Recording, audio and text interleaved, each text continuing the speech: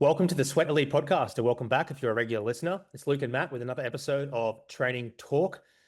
Today, we're going to talk about training to effort. There's plenty of people preparing for Berlin Marathon, Chicago Marathon. I've got a couple of good examples of athletes that I coach that I've had to teach this to, train to effort, not necessarily to pace. We're going to speak a bit about AI and some of the latest AI apps and comparing them to sort of the old traditional coaches and a few more interesting topics. But Luke, you are less than 5 weeks out from Chicago Marathon. Your biggest week of the training block last week. We'll dive into all of your training and my training in detail on the second half of this podcast for the Supporters Club at sweatelite.co/shareholders. That is a paid supporters club, $10 a month or $99 a year. Huge thank you to the people that have signed up lately. We've had a bit of a rush of people signing up, which is great to see. Long enough intro from me. Luke, how you feeling after your biggest week of the block? And are you looking forward to Chicago Marathon?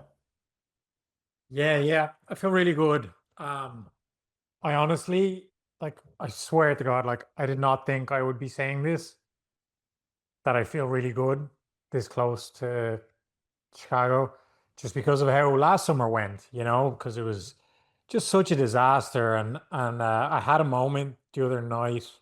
I don't know if it was last night or Saturday night. It was quite recently, and I had a look. On Strava, you can hit progress and you can have a look at previous weeks and even years of your training. And I had a look at this build last year, and it was just like it was so funny, because if I actually get into the, just very, brick by brick, workout by workout, and look at the paces and stuff, like on paper, it looked pretty good. But so if someone else was to look at it, they'd be like, dude, this isn't bad at all. Like, this is actually pretty good. But then I remember how I felt during the workout, like physically, mentally, like how hard it was to hit those paces. Just every workout, I was like dreading. I was going way beyond. What do they say? Like, these training sessions should be somewhere between like a 7 and an 8 out of 10, the occasional 9 out of 10. Like, every workout was like a 9.5 or 10 out of 10. Just like struggling to hit the mark, and it was tough. It was really tough. And then obviously I just couldn't keep faking it. I had to pull out, obviously. Versus now, it's just a complete 180. Like, every workout is like a 7 or 8 out of 10. Very rarely do I get into the nines. But if I'm in a 9 out of 10, it's because I'm intentionally doing it. I'm like, all right, rip this now. Like, just go for it. And then I feel great that I did it. I'm happy that I did it. Versus back then, it's like, Jesus, like, not another 9 out of 10. Like, I can't keep doing this. Like, I'm struggling. Um, and like, yeah, I just obviously physically I feel way better, but it's just such a difference mentally. And that's what I mean. Like, if you were to look at my workouts this summer versus last summer, in terms of the paces, the type of workouts and stuff, they're not like alarmingly different. You wouldn't be like, whoa, this is a totally different runner. Like, he's in such better shape. They're really not that different. It's just all the other things are really like, it's just such a difference. Um, and, and yeah, I just feel really good about it. And in turn, it's obviously making me really excited for the Chicago, for the marathon, Mm. to take the fitness hopefully into better weather, touch wood, for the race. And yeah, just get after it then. Yeah. It would have been around this time last year, maybe in a week or two's time, where you basically had a mini episode of heat stroke and just, canceled Chicago Marathon, pulled out. What do you think, for those that don't know, many of you listeners probably have been familiar with what Luke lives in Houston, very warm during the summers, still very warm, even though it's into the spring now. And you're dealing with 25 degrees Celsius, 80 degrees Fahrenheit almost every run, 90% humidity. What have you done differently? I'm going to give you my opinion in terms of what I think has helped you a lot after you share what you think. But what do you think you've done differently this year to get yourself into such a better headspace and such a better position being this far out from Chicago Marathon? Because the conditions haven't changed. But you're in a much better headspace, in a much better fitness, like physical position as well. Yeah. Even though, like you Definitely. said, your workouts are probably very similar, your effort Yeah. level is very different. Yeah. Very different. Yeah. And that's it. That's right there. What you just said is the difference. Effort, just being really in tune with effort versus paces. And sometimes the paces will look the same as previous workouts, but that's just happenstance. I'm not going out for workouts going like I have to. And oftentimes like the lads that I run with, it kind of like annoys them because they'll be like, okay, it's your workout. We're doing mile reps. What are we doing? We starting at like 5:30s or something. And I'll just be like, yeah, let's just see. And I'm not saying that to be like difficult. And I understand why that would be frustrating if you're training with me, but it's just more just like I'm not committing to a pace, because I don't want to get bummed out, and it finds itself. Every workout, it just always finds itself. And whatever I ease into that pace, then that's just it for the workout. And that kind of flip of the switch, like that flip of the mindset, it's just been massive. And obviously you don't do that year round, but when you're doing it in 80 plus degree weather for weeks and months back to back, like you really do have to do that. You have to do that mindset because you'll just kill yourself otherwise. And then on top of that, um, apart from when I did the double threshold days, like not killing myself in terms of the rest between reps or stopping a lot to just drench myself in ice water to bring the core temperature down. That's helping a lot. I didn't really do that an awful lot last summer. Certainly not enough. And then in the off time, I've been really good about going to the sauna and the cold plunge like 3, 4 times a week at a minimum, which I think is really helping me as well. Mm. And again, also different. So those would be all the things that are definitely helping and also different. And then also, actually, I don't want to discount this. I have brought it up a few times. I really think these HIIT classes are really helping me as well. Yeah. It's the place is called Training Mate. Man, I think they're really helping me. I feel like really just like strong, like stronger than usual. And I really don't, yeah, I don't want to discount that either for the way I feel this summer. I think that's not really a heat thing, but it's more just like I just feel way fitter and stronger in a good way. And I do think a lot of it has to do with those classes. That's Can you different. ex can you explain a little bit more about what those classes look like? And also, I think a lot of runners find it difficult to get motivated to continue to do those classes because in running, there's a lot of data that gives you feedback, whether it's on the spot while you're running or afterwards, that motivates you to see progress. With a lot of these classes, I'm not sure about this one, but at least a lot of classes, you don't have that thing to see if you're progressing. So, what is keeping you motivated to do them and what do they look like? So you go in, it's called Training Mate. There's like, a lot of people would be familiar with Barry's. It's kind of like that, but just not as big. And it's a chain also, so they're all over the place. Um, you go into the class and it's similar, there's a room, and in the room, there's three different stations. And in each station, there's three different exercises. So I'm in station one with you, let's say, and Reem and one of her mates is in station two and whatever, right? And we work our way through the three exercises in station one 3 times. Okay. So exercise one, exercise two, exercise three, round one, exercise one, exercise two, round three, right? And you have 45 seconds for each exercise and 15 seconds between getting from that exercise to that. And then when you finish 3 sets of your station, then you have a minute to get to the next station. And then you do all that. You do station two 3 times, and then a minute, station three 3 times, and then you're done, and you have 9 minutes of abs. And in each station, it depends on the day. Like tomorrow is Tuesday, which will be leg day. So it's just like, it's nothing crazy. It's just like there'll be deadlifts with say like a kettlebell, deadlifts with the kettlebell up, and then a goblet squat. Deadlift, goblet squat. Next exercise will be like there's a bench and you have one foot on the bench, and then you just do like plyometrics, like jump over, Mhm. right foot's on the bench, and then you're jumping, jumping, jumping. So a bit of plyometrics in there.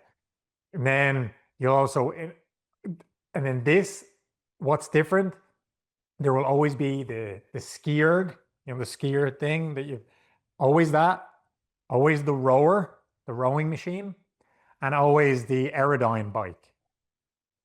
And those things, there was a part of me at the beginning where I was like, all right, this is my rest. I don't need this as a runner, right?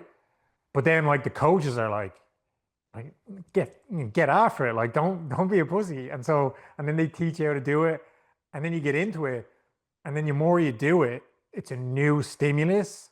It's something brand new that you're not used to. I think that's really helping me. That I'm like really getting after it in those three different things that are so new and so foreign to me. So it's almost like it's unlocking this part of my fitness that I didn't ever unlock because I Mhm. would never do stuff like that, you know? So I think that's really helping too. And then the other stuff is more just like weights, like I said, nothing crazy, just like general, some plyometrics, some bicep to shoulder curl, whatever it is, and that's it. Those are all the circuits. But the fact that it's high intensity intervals, you're doing high reps, you're going fast, you're getting the heart rate going more so than, you're in the gym, you're doing your exercises, but maybe you're kind of going through the motions every now and again. You're going a bit slower. You're like, I don't need the Nordic curls today. I did them the other day. This, it's like whatever it is, you have to do it. You don't take you don't take it off. And it's just like it's kind of like it really does make me think about this is a different, but it makes sense. Like I'm a big soccer fan, right? Man United is my team. And when David Beckham was asked about Roy Keane, Um, everyone would know who they are if they know soccer. Roy Keane is like the best captain of all time, not just of Man United. He, elevated his teams to the next level because of his leadership, stuff like that, right? And David Beckham used to always explain that he took no days off, and that doesn't mean what like the stupid David Goggins thing, like you never have a rest day. It's like that's not what it means. It means on the days where you have to work, never a day off. Never showed up to train and just been like, we'll get through the motions. We only have Bradford on the weekend. Who cares? We'll kick the ball around, whatever. Like every day where he had to work, never a day off. And so with stuff like this, that's what I think of. It's like, I'm here now. I'm paying for it. Like I'm not just going to go through the motions. I'm going to get after it, And I think that's really helping as well. Um, so I hope that makes sense about Yeah. the class and like why I think it's helping me and stuff like that. So you're doing a lot of training in the week in general. You're doing over 100 miles of running. You're Yeah. lifting weights 3 times. And how many times a week are you doing this? And where does it all fit in the week? Can you go through a Monday to Sunday just quickly? Yeah, absolutely. And Monday. sorry, just before you go on, obviously I've already said this, but your 105 miles a week or 104, whatever it was this week, over 100 is also in brutal heat, which, as you Yeah. pointed out, and people, experts in this field will agree that that's kind of worth a little bit more in terms of just Yeah, general fatigue and whatnot. But yeah, go on.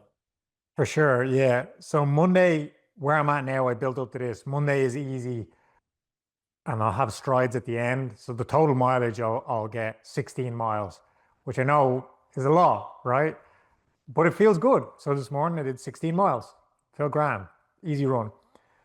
Tuesday is the sub threshold day. So I'll do, 4 miles or so warm up and then at least 6 to 8 miles of sub threshold work, whatever that is. Mile repeats, 10K at sub threshold, whatever. It's sub threshold work. I'm pushing hard, pushing fast, and then a cool down. So that'll be about a 15 plus mile day.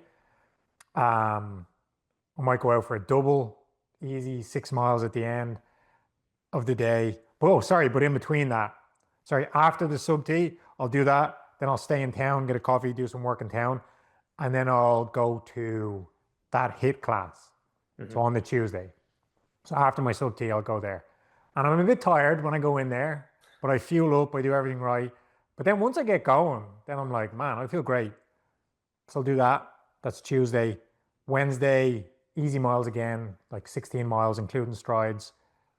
Thursday is now, used to be double T, but last week was the first week, no double T. Now it's medium long run with hill sprints, which is around 18 or so miles, which I know is a long run for most people, but I still call it a medium long run. Um, and then I will also do another hit class after that. So that's Were you doing the Thursday. HIIT classes in the middle of your double threshold sessions before? I was, yeah, yeah, I That's why was. you called them three workouts in a day. I was been meaning to ask you that. Yeah, Three, basically three yeah. threshold I just sessions in a don't day. track it on Strava. Yeah. So that's why I was laughing when you said like these classes, there's no way to follow it and to track it. And it's like for me, that's not a problem because I never even log that shit on Strava, so I don't care. Yeah, fair. Um, So when are the gyms? The weights? this is it, the hit classes. Oh, so you're doing your general strength training within the HIIT classes now. You're not doing a Yeah, separate. yeah, yeah. I thought Oh you were yeah, doing no, the not separate at additional. all. Okay.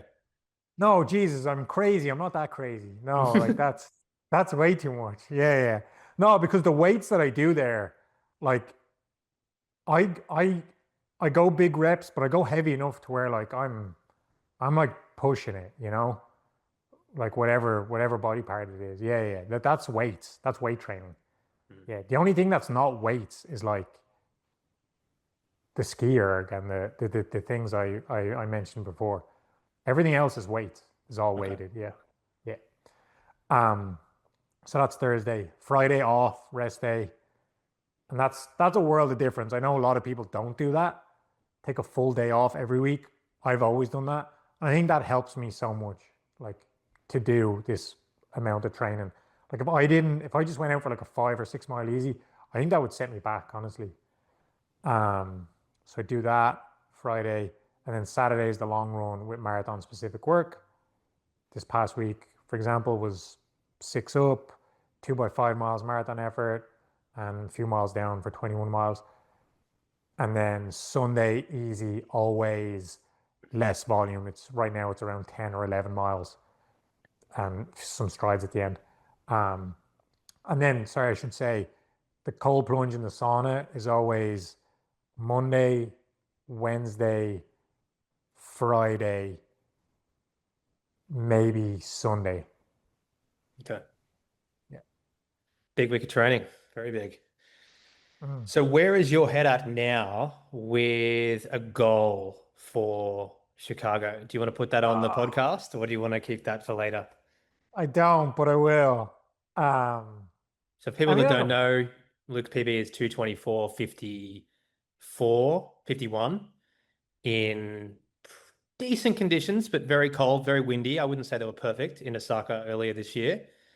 And yeah, I think everyone was maybe 1 to 2 minutes off their best there. I get the feeling, because it definitely wasn't perfect.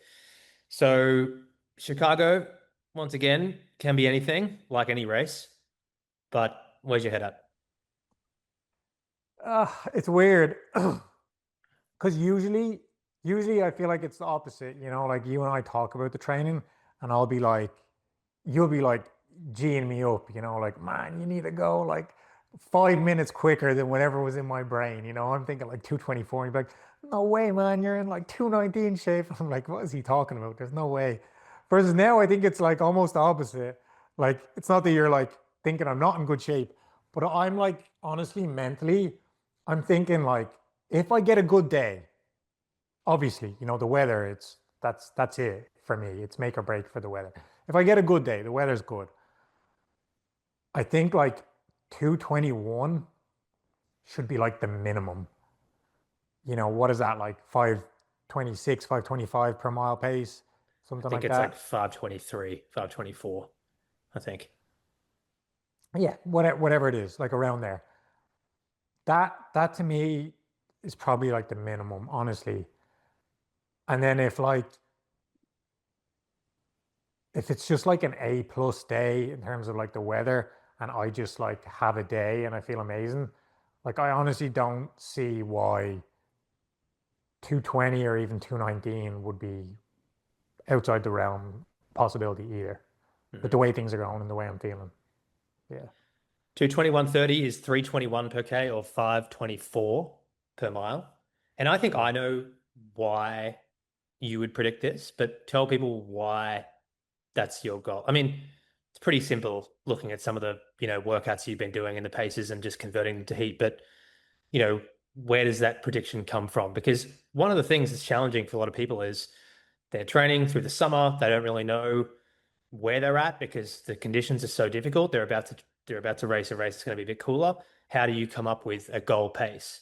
It can be tricky. So how have you done that in your mind? It's very tricky. So I didn't like, it was never like, this is the goal. And this is what I mean by if anyone's like listening to this, and I don't want them to think to try and put the cart before the horse. It should always be effort before pace. And for me, you know, the way this came about was organically.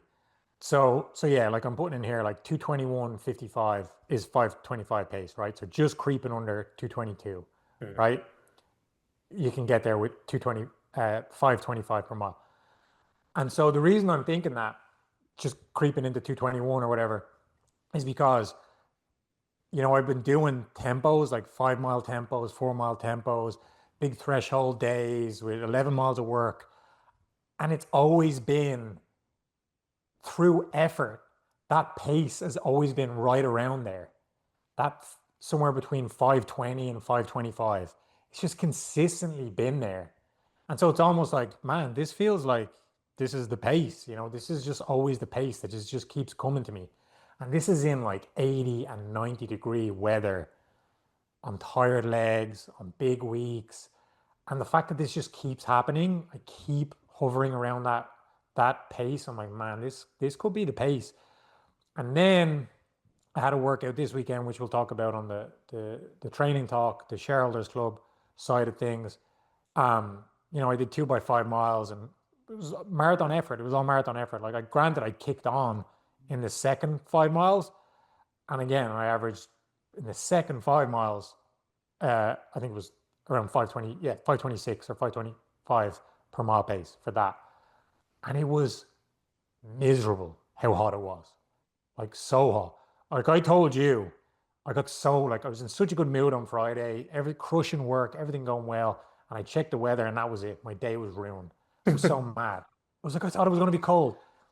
And the fact that it's so hot and I'm still able to click off that pace. And so that's what I mean by that's where I think this pace is coming from, these times are coming from, because I've put the effort first, and then the effort has seemed to have found its way to this pace, if that makes Hmm. sense.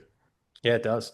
I sent you a voice note after that workout where you went 534s, I think, for the first one, or 536s, It's which 36, yeah. is which is 224 marathon pace.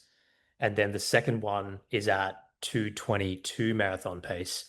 And I was thinking, look, I've always said 2 by 10K workout. You've done 2 by 5 miles, which is 8K, 2 by 8K.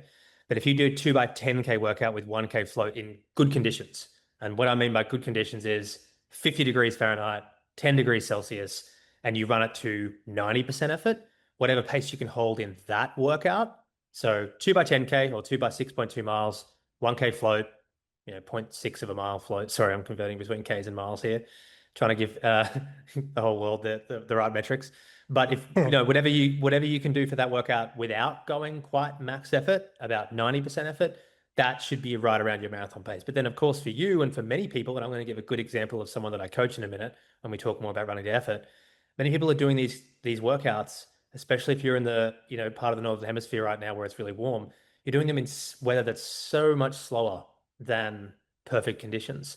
And for you, in the second one there, you're dealing with probably 28 degrees Celsius or 85 degrees Fahrenheit, maybe more, 90% humidity. That's got to be affecting you by at least 15 seconds a mile, maybe more, which is 10 seconds a kilometer.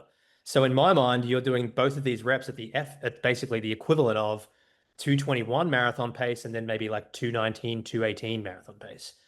if you convert the effort to, to good conditions. So yeah, man, I sent you a voice note after seeing that workout thinking sub 220 could be on the cards, but it sounds like you're settling more for 221, which could be the safe bet because, we still don't know what the weather's going to be in Chicago. And if you look Exactly. back at the Yeah. last 10 years, about half of them have been pretty good. Last year it was pretty good. It got a bit warm towards the end. The 2 years prior to that, it was pretty much perfect. But then the year before that, in 2021, it was very warm. It was like Yeah. 75 degrees, 22 Yeah. degrees Celsius. So, yeah. And also, the reason I'm not calling it settling, it's more, and I think this, I'm saying this out loud because I think it's good advice too. I've said this so many times in terms of the peaks and valleys. Same way with training, you're not supposed to get too down on yourself when you're in the valley, but you're also not supposed to get too crazy when you're on the peak. And so right now is a peak of my training, and I should be really happy and really proud, but I should also not get carried away. It's one workout. It went really well. I'm really proud of it. There's other good workouts too, but I also need to be cognizant that I shouldn't get carried away with it. I'm like, that's it, man. That's it. I'm gonna OTQ. I'm the business. It's like, you have to be cognizant of that too. That like at the end of the day, it's a marathon, like, and it's almost like you want to call it marathon gods, whatever. There's always something out there that's ready to fuck you. So you just have to, like, seriously, you just have to be prepared and be ready and not get carried away. And so I'm trying to not do that as well. Just a quick one. You mentioned OTQ, which is for people that are outside America, you might not know what that is. That's the Olympic trials qualifying time for people in the US. I think that's about I don't know if they've released that yet. It could be 217. Can you They do have. okay. Are you eligible for that? Yeah, I'm eligible. But so for the men, they just changed the men's standards. The women stays the same. The women is 237 flat, 237.00. So if you run 237.00 or quicker, you're in. The men used to be 218.00. Now it's 216.00. Oh, that's not equivalent to 237.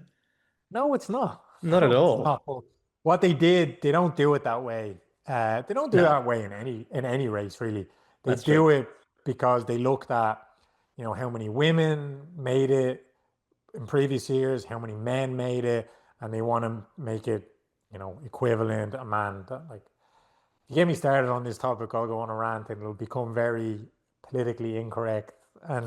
But it's all about level playing field, how many women, and of course, there's not as many women ripping fast marathons as men, and so they're trying to even it out that way. And look, it's going to keep happening that way. Like Mark, loads of my friends have made that a point. Like you can lower the men's standard to 216. Men across the US especially, they'll still show up and rip 216 and sub 216, like no matter what. Like they'll just keep getting better and keep getting faster. So like I get it, but I also don't get it. But it whatever, it is what it is. So there's nothing you can do about it. So yeah, they changed it quite a bit. So it's gone from like what 218 flat is like what 516 or 515 per mile pace, and then 216 flat and below is like 510 pace. And that's a big difference when you're down ripping a marathon, getting into that last 10K and 5K. Um, Big difference. But yeah, that's the standard now. I'm surprised the 2 minute drop because there was a 1 minute drop from the previous trials from 219.00 to 218.00. Now a 2 minute drop. That's brutal. It's big, yeah. You It's think you got big. it in you in the next couple of years? I don't know. I don't know. Not even thinking about it, honestly. Hmm. Just marathon by marathon, try and get better, try and better my own times, and then see what's what. Yeah. Well, I promised everyone in the intro that we talk a little bit more about training to effort because it's something that just continuously comes up in questions. You know, people that are new to running or relatively new to running, still, it's difficult to really wrap your head around this. And I've got a great example I mentioned this in the intro of someone that I coached that actually dealt with this just over the weekend. So I coach a girl, she's based in Europe, and she's aiming for a sub 3 in Berlin, which is 415 per K or 651 per mile. And she lives in an area that is extremely warm. It looks even warmer than Houston.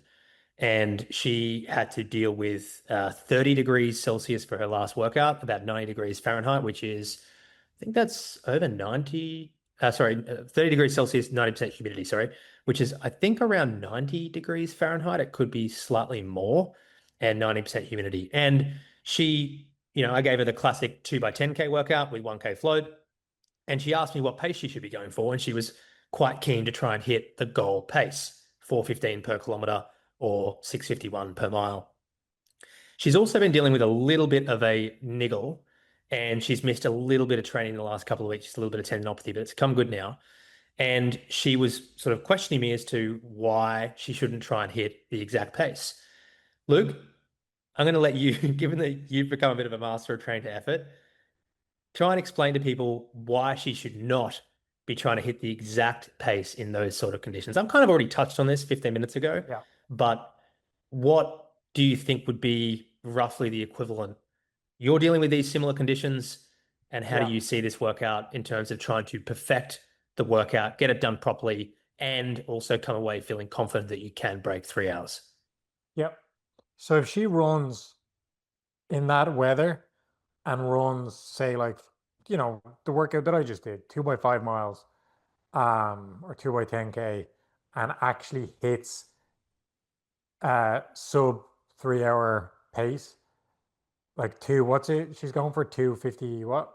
Sub three. 255? I just sub 259. If she actually runs 259 pace for both those 10Ks or both those 5 miles, she's actually more likely in like 240 something pace, I was you going to say know? two, I was And going to say 250 to 252. yeah, I'd say she's creeping into 240s almost at that stage.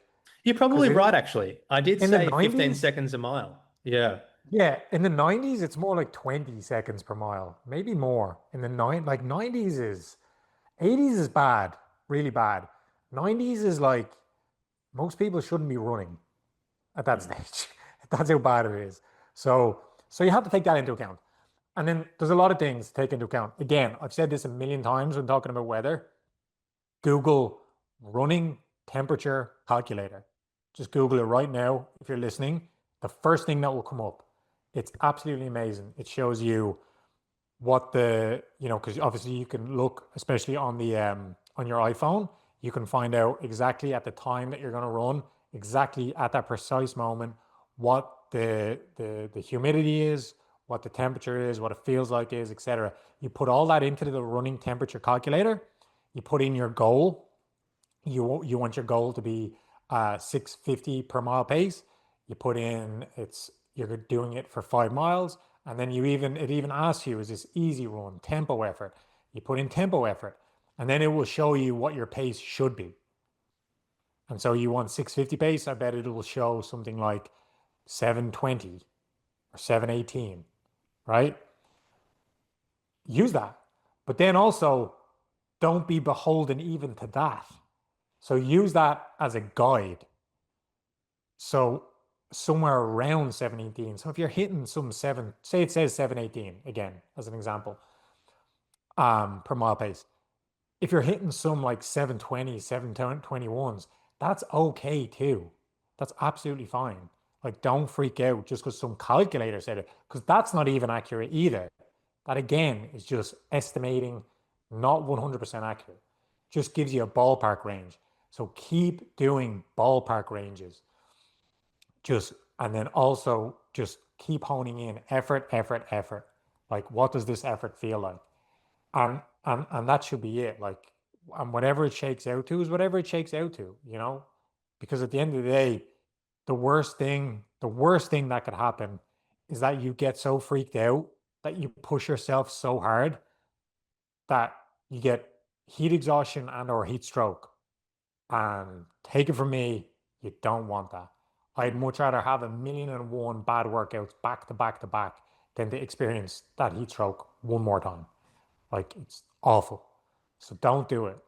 Um, yeah, go ahead. You want Are to jump you in? talking about the Runners Connect That's heat? it. Yeah. Yeah. So I just plugged in dew point. It asks you for a dew point in degrees Fahrenheit. I put in 85. Temp in degrees, I put 90, and I put goal pace 650, which is 2:59 marathon pace. Distance of run, 18 miles, which is what she did, and then intensity of run, race effort. And it said your adjusted pace is 7:22, which is Yeah, 32 seconds a mile slower, according to this. Now, yeah, yeah, I said 15, but then again, I said 15 seconds a mile to your conditions, which were more like 80 degrees. Yeah, it could be 30 seconds, which is 20 seconds a kilometer. And ironically, she ended up doing the 2 by 10K workout around 20 to 25 seconds per kilometer or 30 to 35 seconds per mile slower than the goal pace. And I was telling her after the workout, this is the equivalent of sub 3 hour marathon pace in the conditions. And at first, she was not very happy about, and she said, I just ran it to the marathon effort, like you said.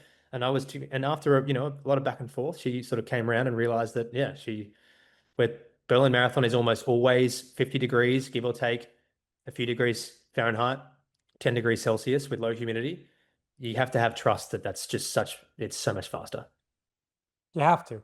And look, even if it's wrong, I'm sure that there's some people that will listen to this and be pessimistic and be like, "Oh my God, 30 seconds per mile, that's so stupid. There's no way it's that much of a difference," and blah blah blah blah blah. And they're probably right, but who cares is the point. The idea is that it's a marker. Like I said, use it as a guide to help you get back into that mindset of effort. I have to slow down. I have to adjust the paces. I have to adjust all those things so I can dial back into marathon effort. And you get into that mindset, the pace will find you when the weather gets better. Like it just will. It always will. And obviously it's worked for her. Like like there you go. She did it and she got pretty much bang on like what this says. And you know, even though it might not be 100% accurate, it's coming from somewhere. Like they're not pulling that calculator and those numbers out of their arse and just Mm. spitting out random numbers. It is coming from somewhere. So there is some accuracy to it, and it's going to help you. You know, you use these tools, you use all the techniques of effort over pace, cooling yourself down, not worrying about the rest as much, and then the rest of it, it will find you. Yeah. It's important to note too Because that the way that heat, I'll let you go in a minute, but the way that heat affects people is a little bit individual as well. People, yes, dude, 100%. That was going to be my other point. Like, I ran this workout. Mark did the whole first 5 miles with me. And then the second 5 miles, he did 5K. And, and my average pace for the first 5 miles, we were like shoulder to shoulder. So it was the same. But then his 5K and my 5 miles was like either the same pace, or I think mine was even a little quicker over 5 miles versus 5K. And again, Mark, great runner, strong runner. And I know for a fact heat affects him way differently than it affects me as well, on top of that. Like I crumble under the heat. I fade so much quicker than him. Like I know for a fact because of previous years and previous workouts. Like the heat does not affect him as much as it affects me. It affects him. Of course, it affects everybody, but it affects me so much more. And so the fact that that happened as well, that's another big indicator that you need to be aware of. If you're one of those people like me that really does struggle in the heat, like you've got to take that into account too and really be cognizant of it, that your body is different to this guy or this gal or whatever. And at the end of the day, it's easier said than done. But the reason you're going to effort, the reason you're not killing yourself, you're not pushing too hard, is because you have to look after your body like you do. You push it hard, but you have to look after your body. Like there's nothing worse than, we kind of talked about this last week. It's like the mental and the physical. When you're so hard on yourself, both mentally and physically, like what do you think your body's going to do? You have to kind of treat it like it's, your wife or your husband or your girlfriend, someone you love, would you talk down on them and belittle them and judge them? And you wouldn't. So, you don't do it to yourself as much. I know it's easier said than done. And the same way with the physical side of it, don't beat your body up, train hard and work it hard so it's in shape, but don't like beat the shit out of it so hard that it's just never going to recover, and Hmm. all those things come back to effort, physically and then mentally, just flipping that switch and being, proud of yourself for getting through a hard 90-degree day workout, Mm. Great way to finish up the topic. And I promised in the intro too that we'd speak a little bit about AI and some of the rising AI apps, such as Runner. There's a couple more that are in the same category. And, from time to time, I'll get the question is what does coaching look like? How does it differ from Runner? It's become very popular. You told me something recently that I actually didn't know about, in that you've used ChatGPT for some of your training. Let's talk a little bit about this as we transition over to the other podcast in about 10 or 15 minutes. Because yeah, I've got a lot to talk about here. Obviously, I'm very biased because I'm a coach of many athletes, and I can see the point of a traditional coach, and I can completely see the benefits of that. But I think this also really boils down to the personality type of the runner. And I was saying, in the intro before we hit record, that you and I are both examples of people that don't necessarily need someone holding us accountable. I've never really been someone like that. I get a lot of value out of training with people and a lot of value out of people pushing me in training. But you and I don't need someone holding us accountable or giving us feedback on training. And we can go out and punch out these 100-mile weeks and we're fine. But I think and Reem, my wife, is the complete opposite. She really needs someone that is telling her what to do, holding her accountable, giving her feedback on her training. Yeah, but I'm keen to learn more about how you used ChatGPT before we talk a little bit more about this topic. Yeah, so it's funny. I would use ChatGPT every now and again on my desktop because I wouldn't download the app because I like have an aversion of like downloading new apps on my phone. So I was like, yeah, I just don't want to. But then eventually I did download the app and then that was it. It was game over. Now I use it all day, every day for absolutely everything. And in terms of the running, it really is good in terms of certainly for people like me and you, like I said, we don't need a coach and you have a fair idea, you have a good experience, you kind of know what works, what doesn't work.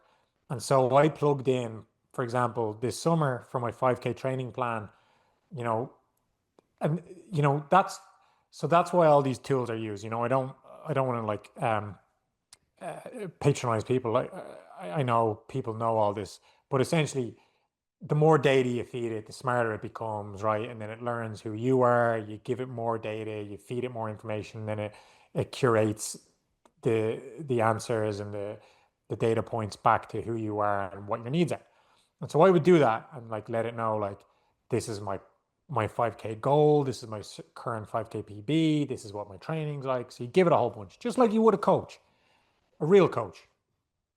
And then it would spit out for me actual weeks. Like week one is uh is your building phase. You're doing bigger, meatier reps, but just slower pace. And then week two is fine tuning and week whatever.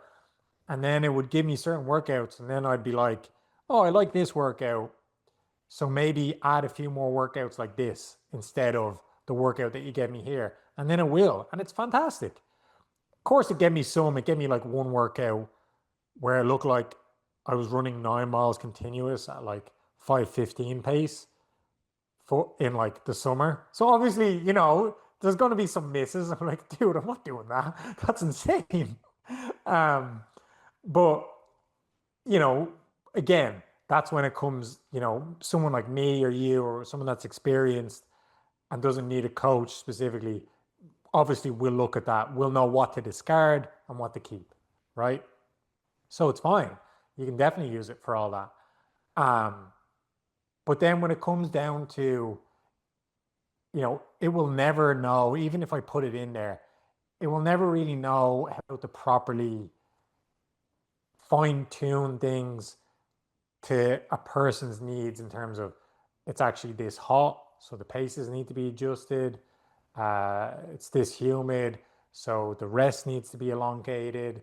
It's this, I have this going on with stressors, so maybe take the reps down from 8 to 5. Um, all these little things, it's never going to be able, no matter how much information you feed it, it's never going to be able to curate it to that fine of a detail. So, of course, if you're someone like Reem, and there's so many people out there, and that's perfectly fine. That's not a knock on people that need a coach and need that. It's never really going to be able to do that, to replace like the real human touch, because that's true in the sense that, well, that's what coaches are for. How many bad coaches are out there that don't even do that? And people complain. You know what I mean? Oh yeah. Dude, my coach, Jim, whatever, like I've told him so many times I'm feeling beat down, and he's just like, suck it up, don't be a put. You know what I mean? Like, and that's a bad coach. And so that, AI is not going to be able to replace a good coach, a coach that's going to be able to look at you, really see you on a personal level, and figure out, man, this isn't just a runner that needs a push and is kind of being soft. This runner is worn out. Like I can tell, like this runner is stressed, and I need to go in there and kind of wrap them in cotton wool this week and make sure they're okay, get them through the week, get them re-energized, and then we can kick on again next week. Mm. And so AI is not going to be able to do that at all, if, very well, if at all. And of course, a bad coach isn't either. And so I think little things like that are very important to, keep an eye on in terms of the pros and the cons. I think you nailed it there. AI is absolutely going to be replacing bad coaches who just give a program and don't look at anything, don't track the athletes, don't watch them on Strava, don't follow them on Training Peaks. That is a coach that, isn't really coaching. And that you could argue that you can get the same thing from ChatGPT, or even yeah, even just like a basic website that has plans for free. And many of the event websites have plans for free. Whereas a good coach that's actually following people on Strava, following people on Training Peaks, giving them, giving them feedback based on their workouts, and really holding them accountable and really watching to make sure that they get done what you ask them to do. And to, like you said, if they've got an external, I think one of the things too is like if you're training really hard for a marathon, or for a half marathon or 10K, at some point you've been exceptionally good with this, and that's probably because of the strength training that you do. But at some point or another, you're going to come across having a bit of a hurdle in your way in terms of an illness or a niggle. And I think having the experience of a coach that's had to deal with that a lot is very valuable too, because I don't think the AI can tell you exactly how to navigate that in terms of having a setback like that. Also, if you need to change, the days of the week around very quickly, I think, having a coach that understands, one good example, one athlete I coach is doing a 10 mile, and there's a big 10 mile in the Bronx in New York this weekend. And he's racing that. He's also trying to run sub 250 in New York, closer to 248 in New York Marathon in 8 weeks' time. And he's got a flight to Europe for a wedding on Tuesday evening after the 10-mile race on Sunday. And originally he was like, I want to do a speed workout on Tuesday morning. And I thought, after a 10-mile race, 2 days afterwards, that's pretty close to a half marathon. Personally, for me, I don't know about you, but 3 days post a half marathon, I'm still not really ready to do a hard workout. And so just navigating, those sorts of little things that a coach has a lot of experience in, assuming it's a coach that's been there and done it before, and that's had, all these experiences before. I think, all those things added up are a big deal. But I think the thing that I find, most of the athletes that I work with, I think the accountability side of things is a big deal. And just they have someone that they know for sure is watching them, and they can come back to after workouts and ask, did this go right? Did this go right? How do I adjust my effort in this particular workout based on the conditions and so forth? Yeah, like you said, I don't think AI will ever, being quite biased, will ever really be able to Oh, replace a good coach in any field. We're talking about running here, but I'm talking, there's a great article I came across as we were preparing for this on a website called True Coach that talks about personal trainers, and it's all the same thing.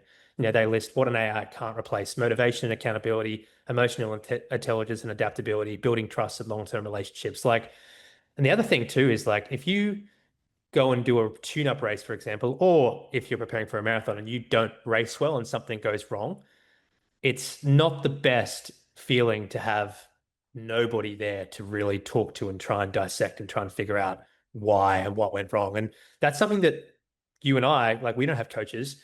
I really struggled with that over the last few years when I kept trying to run under 220. I kept missing it. There were some days where I was like, man, I would like this is a time where I actually would really like to have a coach. And fortunately for me, I had a bunch of friends, including you, that were sounding boards and you were telling me, don't worry about it, this and that. But I think having a coach to sort of be there for you after a race that might not have gone to plan, which can happen, so easily based on just going little bit too hard or not fueling well or bad conditions on the Yeah. day. I think that's where a really good coach is going to be never going to be able to be replaced as well. Yeah. That's it. Because at the end of the day, like you're not going to be able to get that compassion from a machine or a database. Like you're just not. And then when you get that and you build that relationship with your coach, you feel like, all right, this coach is there for me, this coach cares for me, all that stuff. Then you're going to want to make your coach proud, right? You're going to want to, of course, you're going to want to make yourself proud, your partner, your kids, whatever. But your coach is going to be in that tight circle if Mm, it's a good coach and the coach is doing the right things. And you're going to be like hitting and you're going to be, your coach is going to be one of the first people you tell. Like, man, we did it. Not I did it, we did it. And yeah, you'll never get that from an AI, stuff like that. Yeah, like no way. mm. Plenty. Yeah, we could go on about this for a while, but we're going to Yeah. transition over to the other podcast now. If you'd like to join us over there, talking all about our training, Luke is, as mentioned earlier on in the first 10 minutes of this episode, he is at the very peak of his Chicago Marathon training, hoping for a PB, PR in 4.5 weeks' time. I am getting back into reasonable shape. Did a decent workout this morning where I split. It's funny. I did so for those who don't know, I took 4.5 months off and came back to training about 6 weeks ago. Ran a 21:25K straight away and then a 19. I did a workout this morning of fartlek going 2 on 1 off and split 17:35 in the first 5K. And I'm going to do a 5K on Saturday at a park run. So hopefully I can go under 17 minutes there. But we'll talk all about our training in detail, why we're doing what we're doing, analyzing a little bit on the other podcast for the supporters. We really appreciate you. It's $10 a month or $99 a year to join us over there. You can join us at the link in the podcast description or on YouTube if you're watching on YouTube. It's sweatelite.co/shareholders. We really appreciate you all that support us over there. And yeah, we'll be back on this podcast next week with more chat about marathon training, half marathon training, 10K, 5K, etc. Thank you for tuning in. We'll speak to you all next week.